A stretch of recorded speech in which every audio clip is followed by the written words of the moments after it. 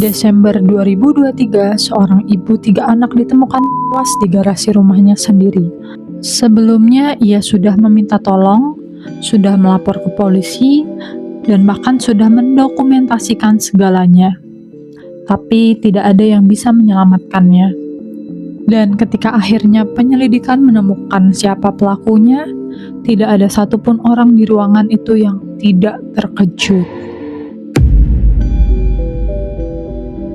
Crystal Grimsrud Crook bukan nama yang akan kamu temukan di berita biasanya. Ia bukan selebriti, ia bukan politisi, ia adalah perempuan biasa yang menjalani kehidupan yang juga terlihat biasa. Crystal tinggal di Broomfield, Colorado, kota suburban yang tenang di pinggiran Denver. Bekerja sebagai insinyur kimia dan menikah hampir 2 dekade dengan pria bernama Daniel Crook. Mereka memiliki 3 anak yang masih kecil-kecil. Kalau kamu berpapasan dengannya di supermarket, kamu tidak akan menyangka ada sesuatu yang salah dalam hidupnya. Ia terlihat seperti ibu-ibu pada umumnya, sibuk, lelah, tapi baik-baik saja. Tapi, di balik itu semua, pernikahannya sedang dalam kondisi yang sangat rapuh. Ia dan Daniel sudah lama tidur di kamar yang berbeda. Percakapan mereka makin jarang dan terasa basa-basi. Dan Crystal sudah mulai memikirkan sesuatu yang berat, bahwa mungkin sudah waktunya ia pergi. Meninggalkan pernikahan itu, memulai ulang hidupnya. Keputusan itu yang belum sempat ia buat sepenuhnya, ternyata menjadi titik awal dari mimpi buruk yang ia sendiri tidak pernah bayangkan. Semuanya dimulai di pertengahan tahun 2023. Pelan-pelan seperti air yang mulai merembes dari celah dinding. Kamu tidak akan langsung sadar sampai tiba-tiba lantainya sudah basah. Crystal menerima pesan dari seseorang yang mengaku bernama Jack Anthony Holland. Nama itu bukan nama asing baginya. Jack adalah mantan pacarnya waktu mereka masih remaja. Lebih dari 20 tahun yang lalu. Di era ketika putus benar-benar berarti putus. Tidak ada media sosial, tidak ada jejak digital. Nama itu sudah lama hilang dari hidupnya. Dan tiba-tiba sekarang, nama itu muncul lagi di layar HP-nya. Pesan pertamanya terdengar canggung. Sapaan biasa. Seperti orang yang tidak tahu harus mulai dari mana setelah 20 tahun menghilang. Crystal mengernyit, tapi tidak terlalu khawatir. Mungkin hanya basa-basi yang tidak perlu diladeni. Tapi pesan kedua sudah berbeda nadanya. Si pengirim bilang ia melihat Crystal hari itu. Tahu ia baru pulang dari dokter gigi, Crystal berhenti membaca. Jantungnya mulai berdegup sedikit lebih cepat. Hari itu memang ia pergi ke dokter gigi. Tetapi itu bukan sesuatu yang ia posting dimanapun. Bukan sesuatu yang orang lain tahu kecuali orang-orang yang benar-benar mengikutinya. Lalu pesan berikutnya, si pengirim menyebut bahwa stiker registrasi mobil Crystal sudah kadaluarsa. Bagaimana ia mengetahuinya? Detail kecil, tapi sangat tepat. Terlalu tepat. Dari situ, pesan-pesan itu tidak berhenti. Makin hari makin intens, makin hari makin gelap. Konten seksual yang tidak diminta, foto-foto yang membuat Crystal merasa jijik sekaligus takut. Kalimat-kalimat yang jelas menunjukkan bahwa si pengirim tahu rutinitas hariannya. Kapan ia pergi, kemana, jam berapa pulang, dan kemudian ancaman itu mulai menyebut nama Daniel, suaminya. Dalam pesan itu, Jack mengatakan ingin menyingkirkan Daniel agar bisa bersama Crystal. Crystal tidak bisa tidur malam itu, dan malam-malam sesudahnya. Tidak perlu waktu lama bagi Crystal untuk menyimpulkan siapa yang ada di balik semua ini. Nama yang dipakai pengirim adalah Jack Holland. Cara bicara di pesan-pesan itu terasa seperti seseorang yang menyimpan obsesi lama, dan tidak ada orang lain dalam hidupnya yang masuk akal untuk melakukan ini. Jadi ya semua petunjuk mengarah ke Jack Holland, mantan pacar dari masa remajanya yang tiba-tiba muncul kembali setelah 2 dekade lebih. Christille tidak tinggal diam, justru sebaliknya. Ia membuka laptopnya dan memulai membuat spreadsheet. Bukan curhat ke teman, bukan diam ketakutan di sudut kamar. Ia mendokumentasikan semuanya dengan cara yang mencerminkan siapa dia. Seorang insinyur yang terbiasa menghadapi masalah dengan data dan fakta. Setiap pesan dicatat, setiap email disimpan, tanggal, jam, platform, isi pesan, nomor pengirim, semua tertulis rapi dalam satu dokumen yang tebal dan terorganisir. Pada Oktober 2023, Christille berjalan masuk ke kantor polisi Broomfield. Ia meletakkan dokumentasinya di atas meja dan mengatakan dengan tenang, "Ini semua yang terjadi. Ini orangnya. Tolong hentikan dia." Di rekaman kamera bodycam polisi, ada satu momen yang sangat membekas. Christille duduk di depan penyidik dan dengan suara yang lelah tapi masih terkontrol, ia mengatakan, "This is exhausting.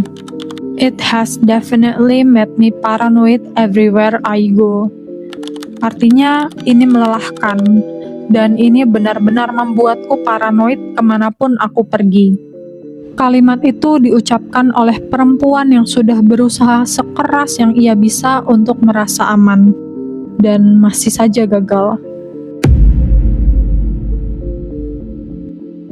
Polisi Broomfield membuka kasus resmi. Nama Jack Anthony Holland masuk dalam daftar tersangka. Surat perintah penggeledahan digital dikirim ke perusahaan-perusahaan teknologi, meminta data akun, rekam jejak IP address, dan informasi lokasi pengiriman pesan. Semua prosedur standar, semua terlihat berjalan sebagaimana mestinya. Tapi kemudian penyelidikan itu berhenti. Bukan karena polisi tidak mau bergerak, tapi karena perusahaan teknologi tidak merespon surat perintah pengadilan tepat waktu. Tenggat demi tenggat terlewati. Minggu demi minggu berlalu tanpa ada data digital yang ditunggu-tunggu. Christille terus menelepon, terus bertanya, dan terus mendorong. Tapi jawabannya selalu sama. "Kami masih menunggu informasi dari perusahaan teknologi, Bu." Sementara itu, ancaman tidak berhenti. November datang dan berlalu. Desember tiba, dan kondisi Christille semakin terlihat memburuk. Ia berbicara tergesa-gesa, pikirannya melompat-lompat, dan matanya selalu waspada. Teman-teman dan keluarganya melihat perubahan itu, tapi tidak tahu harus berbuat apa. Bahkan ada satu momen yang mungkin paling menyakitkan untuk dibayangkan. Putri Christille dijadwalkan tampil dalam pertunjukan balet The Nutcracker. Acara yang biasa jadi momen kebanggaan Christille sebagai ibu. Tapi studio tari memintanya untuk tidak hadir di sesi latihan. Hal ini dilakukan demi keamanan. Karena kehadiran Christille dianggap bisa membahayakan anak-anak lain. Bayangkan, kamu nggak boleh hadir di latihan anakmu sendiri. Bukan karena kamu tidak mau, tapi karena kamu dianggap membawa bahaya kemanapun kamu pergi. Christille menurut, tapi di kepalanya ada satu pertanyaan yang terus berputar dan tidak bisa ia diamkan. Kalau bukan Jack Holland, apakah pelakunya seseorang yang jauh lebih dekat? Ia tidak sempat menjawab pertanyaan itu.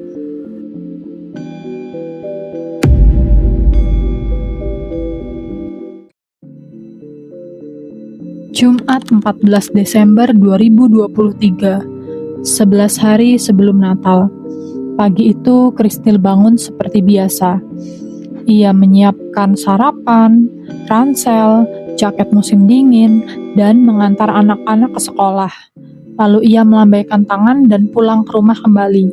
Ia memasukkan mobilnya ke dalam garasi. Beberapa jam kemudian, seorang polisi tiba di alamat itu, merespon laporan dari seseorang yang mengaku khawatir karena istrinya tidak bisa dihubungi. Pintu garasi dibuka. Crystal Crook ditemukan sudah tidak bernyawa, dipukuli di kepala, ditusuk tepat di jantungnya. Di luar, lampu Natal masih berkelip. Salju tipis turun perlahan. Di kantor polisi, suaminya Daniel Crook memberikan pernyataan. Matanya memerah, suaranya gemetar. Ia tampak seperti pria yang baru saja kehilangan segalanya. Seorang petugas advokat menghiburnya di perjalanan ke kantor polisi. Mengelus punggungnya, karena menurutnya pria ini juga korban. Ia sudah ikut jadi sasaran ancaman sang stalker selama berbulan-bulan. Semua orang di ruangan itu merasa iba padanya. Tapi ternyata, semua orang di dalam ruangan itu salah.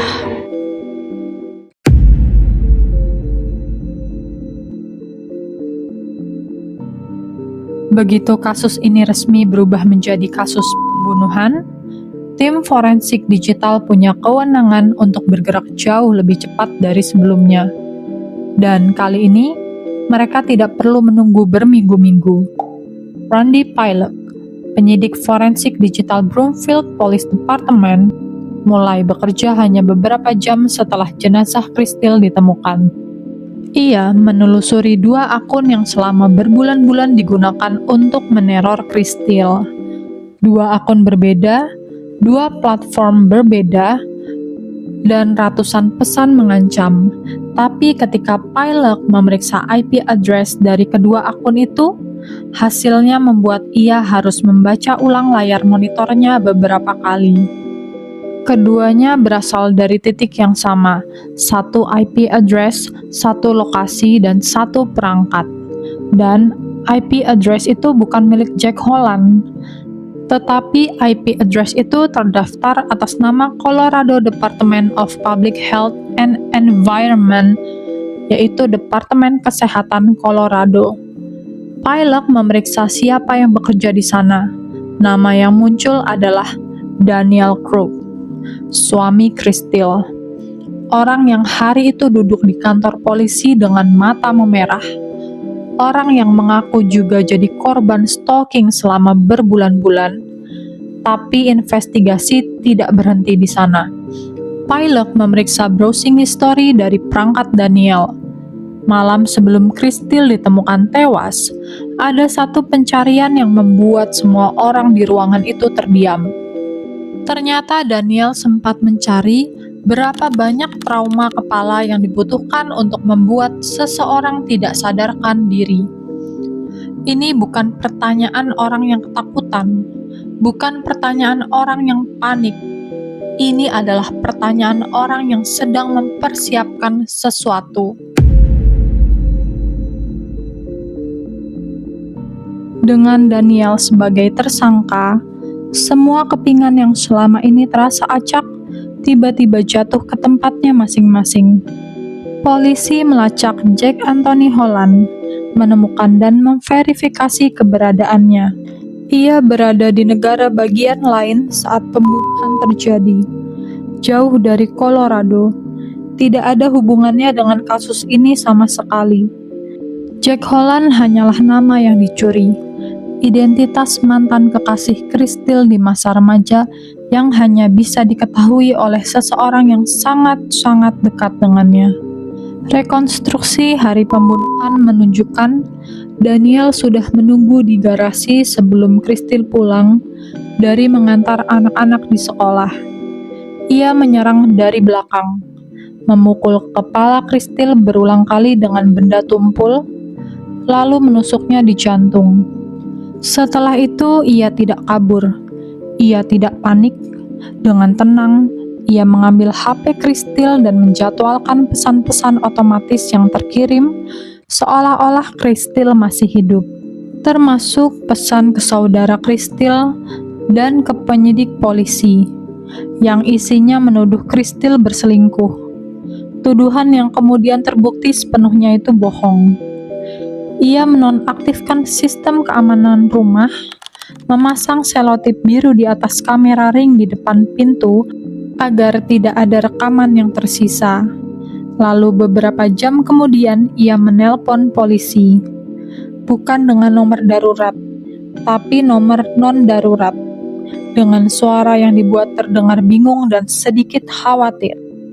Ia mengatakan, "Saya rasa ini bukan darurat, tapi ini terasa aneh. Istri saya tidak bisa dihubungi." Dan satu hal lagi yang membuat kasus ini semakin gelap. Dalam persidangan, seorang mantan kekasih Daniel naik ke kursi saksi. Ia bercerita bahwa bertahun-tahun sebelum Daniel menikah dengan Kristil, ia pernah mengalami hal yang sama persis. Setelah mereka putus, ia mulai menerima pesan dari akun-akun palsu yang menguntit dan mengancamnya. Pola yang identik, taktik yang sama. Daniel tidak pernah dituntut atas kasus itu. Perempuan itu pindah dan berusaha melupakan segalanya. Tapi polanya tidak hilang. Ia hanya menunggu waktu untuk muncul kembali dengan korban yang berbeda.